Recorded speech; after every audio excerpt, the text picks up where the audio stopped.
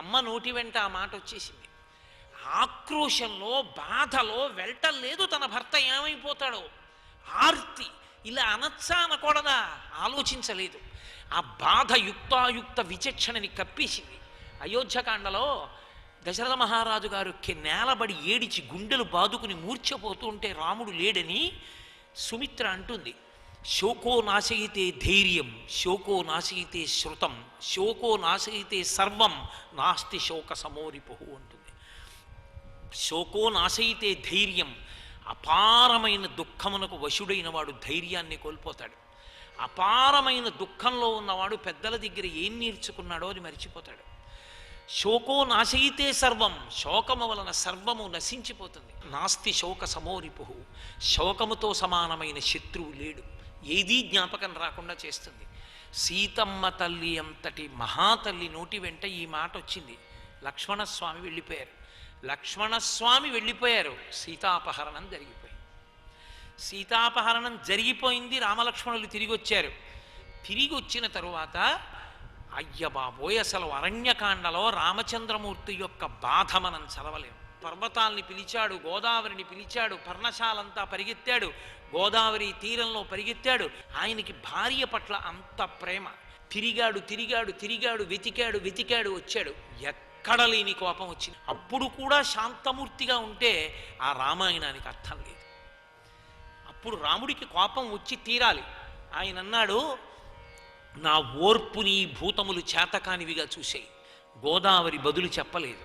రావణునికి భయపడి దేవతలు బాలకాండలో చెప్పారు, నైనం సూర్య ప్రతిపతి వార్ష్వే వాలిన మారుత చిలోర్మిమాలీతం దృష్ట్వా సముద్రోపి నకంపతే అన్నారు. రావణాసురుడు సముద్రపు టొడ్డుకెళ్ళి ఇలా నిలబడి చూస్తే సముద్రంలో తరంగాలు రావు, చెరువులైపోతుంది. భయం. వడగాట్పు వీచవలసినటువంటి సమయంలో గ్రీష్మ ఋతువులో రావణాసురుడు ఇలా చూస్తే గాలి చల్లబడిపోతుంది.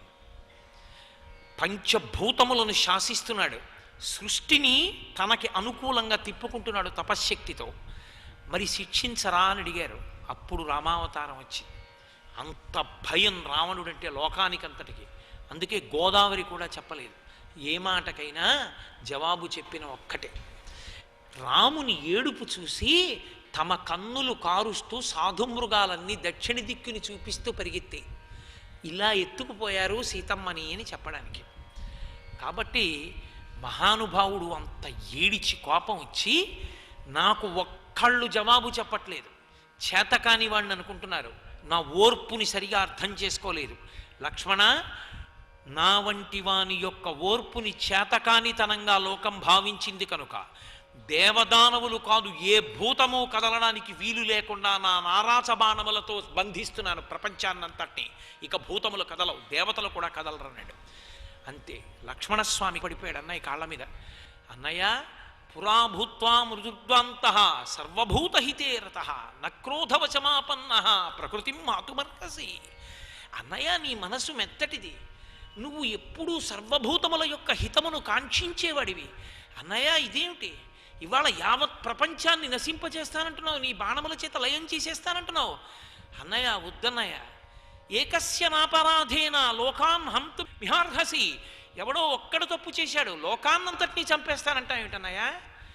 మనం పట్టుకుందాం అన్నయ్య తప్పు చేసిన వాణ్ణి. అన్నయ్య, శోకం విడిచిపెట్టు. ఉత్సాహో బలవాన్నార్యా నాస్తుత్సాహత్పరం బలం సోత్సాహ శాస్తి లోకేస్మిన్ నకించితపి దుర్లభం. అన్నయ్య, ఉత్సాహం పొందినవాడు లోకంలో సాధించలేనిదన్నది లేదు. కిష్కింధకాండ, అరణ్యకాండ చివరికి వెళ్ళి కిష్కింధకాండలోకి వెళ్ళి పంపా సరోవరాన్ని చూసి చెప్తాడు, అన్నయ్య ధైర్యాన్ని పొందు, ఉత్సాహాన్ని పొందు, వెతుకుదాం ఎవరో వాడొక్కడిని చంపేద్దాం, వాడికి మద్దతు పలికిన వాళ్ళని చంపేద్దాం. అంతేకాని అన్నయ్య, అమాయకుల్ని, తెలిసిన వాళ్ళని, తెలియని వాళ్ళని చంపుతావా? అందుకా అన్నయ్య నీకు గురువులు విద్యనిచ్చింది? మంచి మాట ఎవరు చెప్పినా వింటాడు, అందరినీ అడుగుతాడు, ఏం చేయమంటారంటూ ఉంటాడు, అన్నీ వింటాడు. అన్నీ విని ఏది ధర్మమో తాను చెప్పి అది చేస్తాడు. మహానుభావుడు యుద్ధకాండలో విభీషణుడు వచ్చి ఆశ్చర్యం అడిగాడు. అందరూ నిలబడ్డారు, ఒక్కొక్కరిని పిలిచి అడిగారు, ఒక్కొక్కరు చెప్పారు. విభీషణుడికి ఇవ్వద్దన్నారు, ఆ రావణాసురుడి పనుపని వచ్చాడన్నాడు, రావణాసురుడి తమ్ముడు అన్నారు, ఇన్ని చెప్పారు. ఆయన అన్నాడు, దశరథ మహారాజు గారి కుమారుడనై నా దగ్గర ఆశ్రయం పొందుదామని శరణాగతి చేసి వచ్చిన విభీషణుడి యొక్క గుణదోషములను నేను విచారణ చెయ్యనా? వాడు ఎవరైనా కానీ నేను శరణాగతి ఇచ్చేస్తున్నానంతే. ఇప్పుడే కాదు, ఎప్పుడైనా సకృదేవ ప్రపన్నాయ తమాస్మీత జయాచతే అభయం సర్వభూతేభ్యో దదామ్యే తద్వ్రతం మమ. రామా, నేను నీవాడనని ఎవరంటాడో వాళ్ళందరికీ నేను శరణాగతిస్తాను, వాళ్ళ పాపములను కడిగేస్తానన్నాడు. కాబట్టి లక్ష్మణస్వామి, అన్నయ్య ఉత్సాహాన్ని పొందు, ఉత్సాహము చేత ఏ కార్యాన్ని చెయ్యలేవంటే మహానుభావుడు వెంటనే సంతోషాన్ని పొంది, మంచి మాట చెప్పావురా లక్ష్మణ, పద సీతమ్మని వెతుకుదాం అని బయలుదేరి వెళ్ళిపోయాడు తప్ప మాటకి ఎంత మార్చుకున్నాడో. అదే లక్ష్మణస్వామి మాట రాముడు వినకపోయినా, లక్ష్మణుడు ఆ మాట చెప్పకపోయినా రామాయణంలో అసలు ఈ లోకం యొక్క పరిస్థితి ఎలా ఉండేదో ఎవరు ఊహించలేరు. అంత శక్తివంతుడైన రాముడు మాట వినే లక్షణం ఉన్నవాడు కనుక లక్ష్మణస్వామి మాటలు విని ఉపశాంతి పొంది వెళ్ళిపోయాడు. వెళ్ళిపోయిన తరువాత కిష్కింధకాండలోకి ప్రవేశించారు. కిష్కింధకాండలోకి ప్రవేశించిన తరువాత కథ అంతా తిరిగిపోవడానికి కారణం మాటే. రామలక్ష్మణులు నడిచి వెడుతున్నారు. వాళ్ళ తేజస్సు చూశాడు. చూసి వాలి మమ్మల్ని చంపడానికి పంపించి ఉంటాడు, తాను రాకూడదు కనుక ఋష్యమూక పర్వతం మీదకి అని ఆ సుగ్రీవుడు భయపడి పారిపోతున్నాడు. మంత్రి అయినటువంటి హనుమ వెళ్ళి పట్టుకున్నారు. ఎందుకు పారిపోతున్నావు, అసలు కారణం చెప్పి పారిపో. అదిగో నరులు ఇద్దరు పంపా సరోవరంలో నడుస్తున్నారు. వాళ్ళిద్దరి యొక్క తేజస్సు చూస్తే సామాన్యంగా లేరు. వాళ్ళు నన్ను చంపడానికే వచ్చి ఉంటారు వాలి పనుపున, అందుకే పారిపోతున్నానన్నాడు.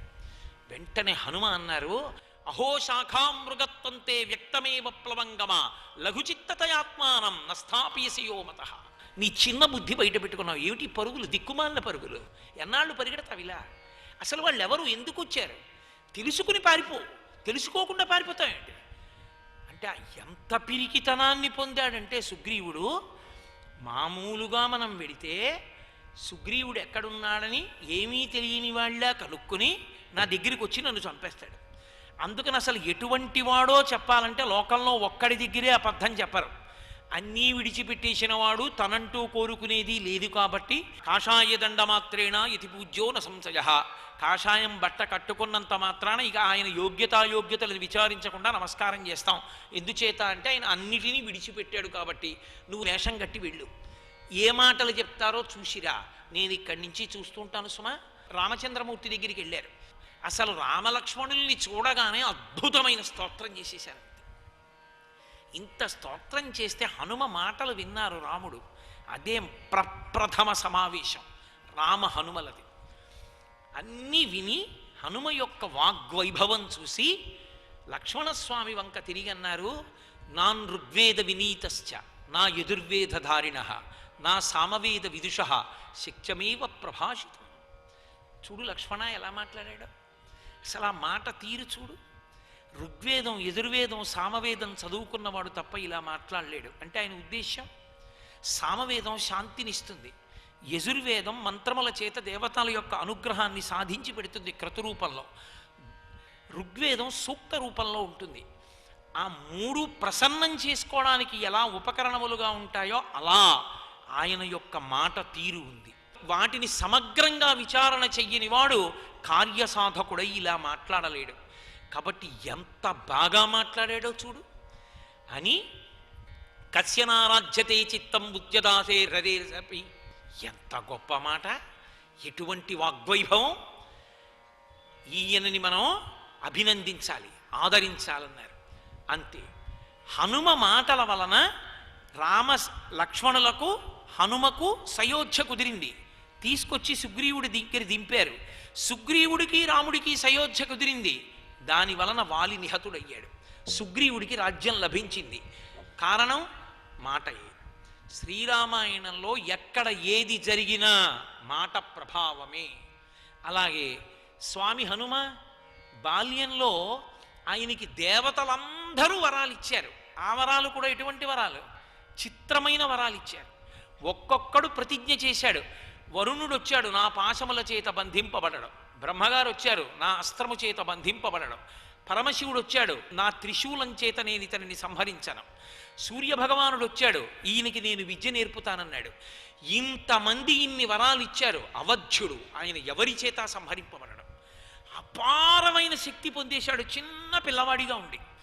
ఇంత చిన్న పిల్లవాడిగా ఉండి ఇంత శక్తి ఉంటే బుద్ధి బాగా వికసించలేదు. అంత బలం ఏం చెయ్యాలో అర్థమయ్యేది కాదు. యజ్ఞగుండాలన్నీ తిరగదోసేస్తుండేవాళ్ళు, తెచ్చుకున్న సంబారాలు చిమ్మేస్తుండేవారు. మునులు చూశారు, ఎందుకు ఇప్పుడు ఈ పిల్లాడికి ఇంత బలం? అక్కర్లేదు, ఈ పిల్లవాడి వలన లోకమునకు ఉపకారము జరగవలసినటువంటి రోజు ఒకటి వస్తుంది. శేపురేనం రఘుశ్రేష్ఠ నాతి క్రుద్ధాతి మన్యవ. ఉత్తరకాండ.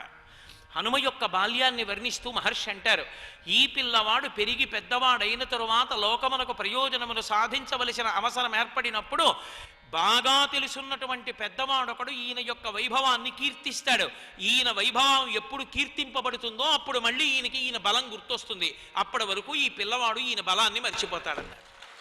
మరిచిపోయారు కాబట్టే సుగ్రీవుడు వాలి తరువుకొస్తున్నప్పుడు ప్రపంచం చుట్టూ భూమండలం చుట్టూ తిరుగుతుంటే తాను కూడా తిరిగారు మంత్రిగా. ఒక్కసారి జ్ఞాపకం వచ్చేసిన తర్వాత వాలిని తిప్పగలరు.